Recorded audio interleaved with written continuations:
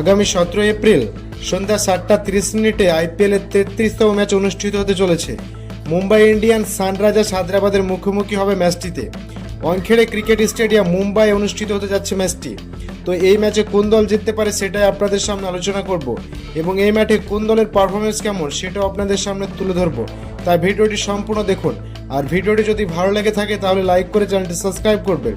তো বন্ধুরা, আইপিএলের 18তম আসরের প্রত্যেকটা দল শক্তিশালীভাবে নিজেদের দল গঠন করে শিরোপা জয়ের লক্ষ্যে মাঠে নামছে।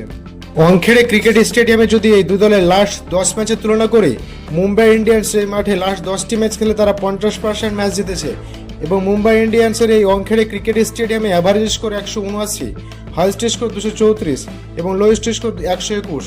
তারপর যদি বলি সানরাইজার্স হায়দ্রাবাদের কথা, তারা এই মাঠে 10টি ম্যাচ খেলে তারা মাত্র 20% ম্যাচ জিতেছে এবং সানরাইজার্স হায়দ্রাবাদের অ্যাভারেজ স্কোর 164, হাইয়েস্ট স্কোর 200 এবং লোয়েস্ট স্কোর মাত্র 118 রানের।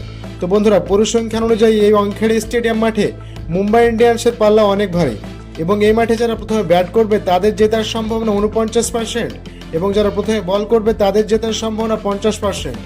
এবং এই ওয়াংখেড়ে ক্রিকেট স্টেডিয়ামে এই মাঠে অ্যাভারেজ ফার্স্ট ইনিংস 170 রানের এবং সেকেন্ড ইনিংস 159 রানের।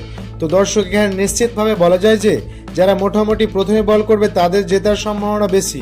এবং এই মাঠে লাস্ট 10টি ম্যাচের কথা বলে থাকলে পেস বোলিং উইকেট পেয়েছে 88টি এবং স্পিন বোলিং উইকেট পেয়েছে 43টি।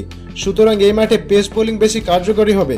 দর্শক, যদি হেড টু হেড কথা বলি, লাস্ট 10 ম্যাচে এই দুদলের দেখা হয়েছে এবং 60টিতে জয় পেয়েছে মুম্বাই ইন্ডিয়ান্স এবং 3টিতে জয় পেয়েছে সানরাইজার্স হায়দ্রাবাদ। কিন্তু বর্তমানে শক্তিমত্তার দিক দিয়ে এই দুই দলের মধ্যে কোনো দলই কম শক্তিশালী নয়। আবার ফ্যান পোলে এই দুই দলের মধ্যে মুম্বাই ইন্ডিয়ান্সকে 43% জেতার সম্ভাবনা দিয়েছে আর সানরাইজার্স হায়দ্রাবাদকে 57% জেতার সম্ভাবনা দিয়েছে। কিন্তু বন্ধুরা, আমার মতে সামগ্রিক তথ্য বিবেচনা করে এই ম্যাচে মুম্বাই ইন্ডিয়ান্স জিততে চলেছে, কারণ তারা এর আগের ম্যাচে একটা দুর্দান্ত জয় পেয়েছে এবং সেই জয়টাকে অব্যাহত রেখে এই ম্যাচেও জয় পেতে চাইবে এবং 18 সিজনের এই আইপিএল লিগে তারা টিকে থাকতে চাইবে। আবার হায়দ্রাবাদ চাইবে ম্যাচটা জিততে, না হলে তাদেরও এই লিগে টিকে থাকা অসম্ভব হয়ে পড়বে।